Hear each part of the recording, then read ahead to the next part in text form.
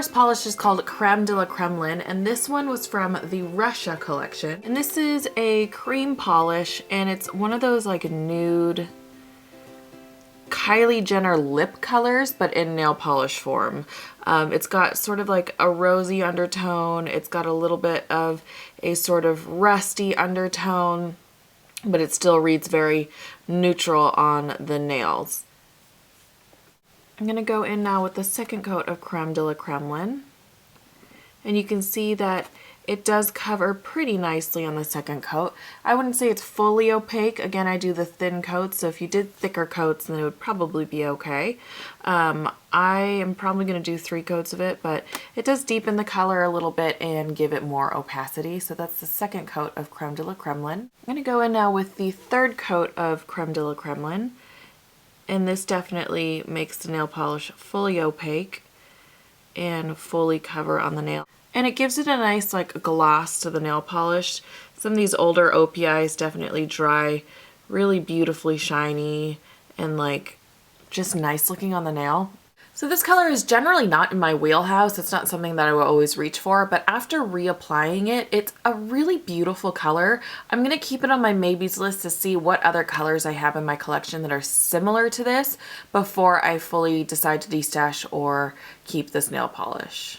So this next one is called Maniac Mauve, and this is kind of an older polish because you can tell by the Pro Wide brush label that's on the brush handle of this nail polish. This is a mauve with a gold shimmer running through it, and again, it's an older polish. It's a polish that I purchased kind of at the like middle of my nail polish collecting phase. I had seen a swatch of this on some blog somewhere and like knew I wanted to track it down, so it took a while, but I finally purchased it and then haven't really worn it all that much. On the first coat, it is fairly sheer. I don't really remember how it builds up because it's a shimmer. I'm not like, it's kind of escaped my mind how it wears on the nail. So that's the first coat of Maniac Mauve. So I'm going to go in with the second coat now. Again, this is Maniac Mauve. It actually covers pretty nicely with that second coat. I don't think I'm going to need a third one because it's pretty fully opaque on the nail.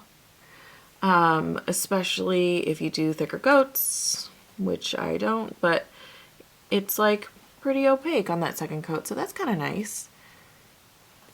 The gold shimmer does come out pretty nicely. Sometimes these nail polishes in the bottle, the shimmer looks really beautiful, but then it has like a hidden shimmer on the nail. The shimmer is pretty nice on the nail after you apply it. So that's the second coat of Maniac Mauve. So again, this is another color that I'm going to put in the maybe pile after I swatch all of my nail polishes, see where I'm at with these sort of neutral rosy colors and see which ones I want to keep. So this is Maniac Mauve. So this next polish is called Baguette Me Not. This was from the France collection. Again, another older collection.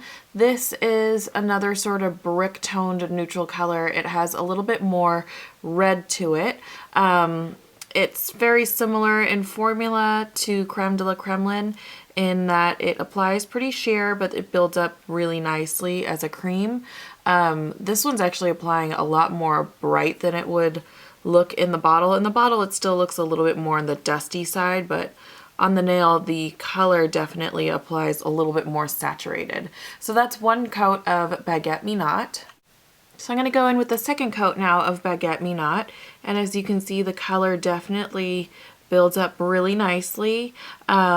It's pretty much opaque. I am going to do a third coat because it's a little bit sheer. But the color definitely builds up really nicely and deepens just a little bit. It's still on the more bright side on the nail though than I actually remember it being. So that is the second coat of Baguette Me Not. I'm going to go in with the third coat now of Baguette Me Not, and this one definitely adds the final coat of opacity to the polish. It doesn't deepen the color very much, but it definitely just makes it a lot more solid looking on the nail. So this is the third coat of Baguette Me Not.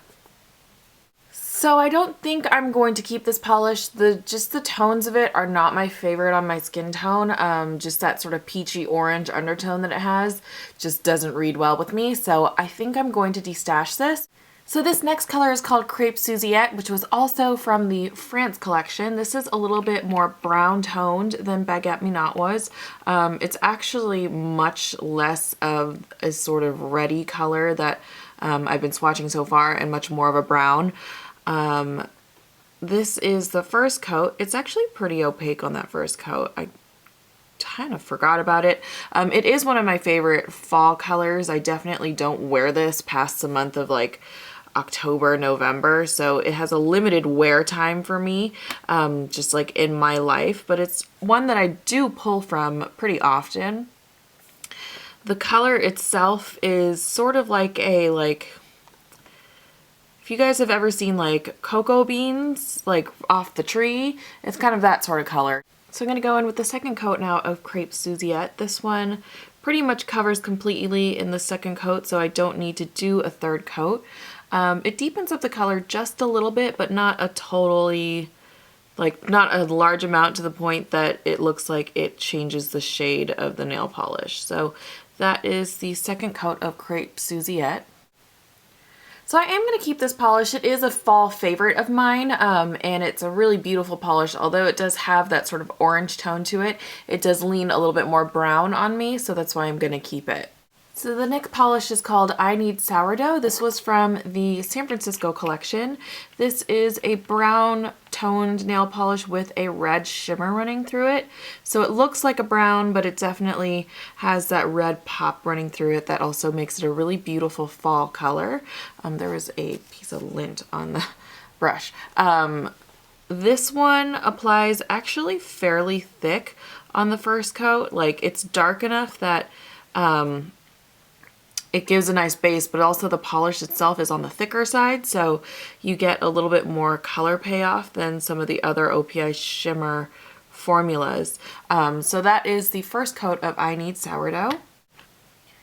So I'm going to go in now with the second coat of I Knead Sourdough, and this one pretty much makes it fully opaque, so I'm not going to need a third coat. And this one is, again, pretty easy to apply. It's got a slightly thicker coat, formula, and the nail polish itself is like pretty easy to manipulate. The brush is a little bit like wonky. Some of the Pro Wide brushes from OPI get a little bit like gunked up with polish sometimes, so sometimes this can be a little bit annoying to apply, but otherwise it's pretty easy to apply. So I actually think I'm going to destash this one, although it was really easy to apply. Just color-wise, it's not something that I pull for very often, and I definitely like sort of a more bright shimmer or like a more brown nail polish or a more red sort of nail polish. This is one of those polishes that lays right in between of like color families that I really like. And then just like when you get that in between, it's not something that I totally am in love with on my on my nails. And so I think I'm going to destash this one. So this one is called Canadian Maple Leaf, and this one I definitely bought because it's called Canadian Maple Leaf. It's a sort of rusty, darker red color with a like purple shimmer in it. This is a really old nail polish, or not like old in my collection. Well, I mean, I guess sort of old in my collection, but older in the OPI universe because it has that thin brush, and I believe this is a polish that was made before they went 3 free, so this is not entirely good for my nails, but it is a gorgeous nail polish. Some of the pre-3 free nail polishes that OPI made had just like the most beautiful gloss and the most beautiful shimmer. This one is fairly sheer on the first coat, but you'll see it build up pretty nicely. So this is the first coat of Canadian Maple Leaf. So I'm going to go in now with the second coat of Canadian Maple Leaf. It's a little strange applying this nail polish without the Pro Wide OPI brush that I'm so used to. That brush definitely was so innovative because it's so easy to apply nail polish with it. But you can see that in the second coat it does cover pretty nicely. You can still see a couple of the streaks underneath from the first coat though, so I am going to do a third coat just to even everything out, but it is a very beautiful nail polish. So that is the second coat of Canadian Maple Leaf. So I'm going to go in now with the third coat of Canadian Maple Leaf, and this one fully covers the nail, and you can already see like how just glossy this nail polish is compared to the Pro or not Pro Wide, but 3 free nail polish formulas. It definitely is so pretty. It's just like, I don't know, the 3 free formulas are great and everything, but some of these old nail polishes are just like amazing. So that is 3 coats of Canadian Maple Leaf. So I'm gonna keep this nail polish. It's very unique in my collection in that this sort of darker color with the sort of purple shimmer. I don't own any other polishes like this, I believe. And for me, it's a little bit of a collector's item, so I am gonna keep this for those 2 reasons. This is the color in Skyfall, and this is one of my favorite colors. This is also one of my favorite colors from that OPI Skyfall collection. I'll be honest with you, when it first came out, it was definitely not like in my top 3 at all in that collection, just because of how many colors and like how geeky it was. But since that collection has been released and since I've been using all these polishes, this is definitely one of my go-tos, and it's a really beautiful fall color. In the first coat, it applies really evenly and pretty nicely and pretty dark on the nail, and it's just a beautiful sort of barbecue sauce sort of color. So this is the first coat of Skyfall. I'm going to go in with the second coat of Skyfall now, and it covers really beautifully on that second coat. It definitely goes fully opaque, and then this polish has that beautiful shine to it. This was actually featured in Amy Nail Polish Baby 90's most recent collab video. She did an underrated nail polish video with a couple of girls here on YouTube, Zenora, Holly, and Jess, and I had done underrated nail polish videos like a while ago, and so it was really cute to see that they did them as well. And Amy actually mentioned this in her nail polish video, and I totally agree. I feel like more people should talk about it because it's such a beautiful color and it's got a great formula to it. So this is 2 coats of Skyfall, and it is fully opaque. So again, I am gonna keep this nail polish. It's beautiful, it's one of my favorites, and it's so easy to apply, and I love it. So this polish is called Lost on Lombard. The next 3 polishes, I'll be totally honest with you, are very similar. In fact, they are very similar to Skyfall as well. So this will be an interesting sort of which one am I gonna keep sort of part to the end of the video. Again, this is Lost on Lombard. This is the first coat of Lost on Lombard. This was from the San Francisco collection. This covers pretty nicely on the nail. This is a little bit more red and a little bit lighter than Skyfall was. And it applies really nicely, really evenly, and really, again, easy to apply. So that's the first coat of Lost on Lombard. So I'm going to go in now with the second coat of Lost on Lombard, and this one covers pretty much completely in the 2 coats. This is got that really nice OPI Creme formula. I feel like the brush on this one is also a little bit bigger, so it covers really evenly, and I don't have to manipulate the polish around my nail too much to get it to be totally even on my nail. So that is 2 coats of Lost on Lombard. So after swatching the next 2, I will let you guys know which ones I'm going to keep, which also kind of includes Skyfall, I guess, in the 4 that are very similar in bottle and probably on the nail. So yeah, this is Lost on Lombard. The next polish is called I'm Susie and I'm a Chocoholic.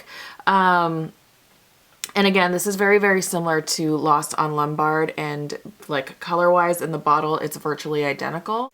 We'll see how formula-wise it applies, and so far it's applying virtually the same.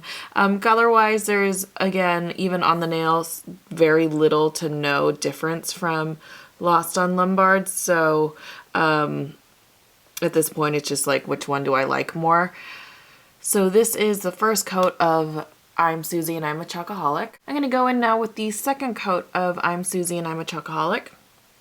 And this one covers completely in 2 coats. So again, it's basically the same polish as Lost on Lombard, which brings me to the point that sometimes OPI basically just like rebottles old formulas. Old colors are renamed, or, you know, things like that. And it's just kind of annoying from a polish collector's standpoint that they do that, because you spend your money on polishes, especially if you're a collector, you spend your money on a lot of polishes, and for OPI to do that is just like annoying. So yeah, that's 2 coats of I'm Susie and I'm a Chocoholic. So this is I'm Susie and I'm a Chocoholic. I don't think I'm going to keep this one, just because I have Lost on Lombard, and then after I swatch the next one, I'll let you guys know of Skyfall, Lost on Lombard, and the next one, which I'm going to keep of the 3. So this one is called First Date on the Golden Gate, and again, this one was from the San Francisco collection. This is a little bit lighter than Lost on Lombard, a little bit more orange, not quite a Golden Gate Bridge red, but you know, sort of that browny brick red sort of color. This one is noticeably darker than Skyfall, so that it's going to be kind of between like Skyfall and this one, I guess, on which one I'm going to keep. This one is pretty orange on the nail when you first apply it, but with the second coat, it definitely deepens up the color. So that is the first coat of First Date on the Golden Gate. So I'm going to go in with the second coat of First Date on the Golden Gate. You can see that this deepens up the color and definitely makes it more opaque. It is fully opaque on the nail with 2 coats, so I don't need a third coat for this nail polish. It's not particularly a color that I lean towards very often, but it is pretty unique in my collection. So yeah, that is 2 coats of First Date on the Golden Gate. So this is First Date on the Golden Gate. I think I'm actually going to keep this one because I did get rid of Crepe Suzie-ette, which was the more orangey tone in this video so far. And this one is much different from Skyfall, and I think I'm going to get rid of Lost on Lombard as well. So that is sort of the status of my destash for these last 4 colors. So that's my Swatch My Stash video for this week. If you guys liked it, if you could give it a thumbs up, that would be amazing. If you're new to my channel, if you could subscribe, that would also totally make my day. Otherwise, I hope you guys are doing well, and I'll have the next Swatch My Stash video up next week, and then I will see you guys soon.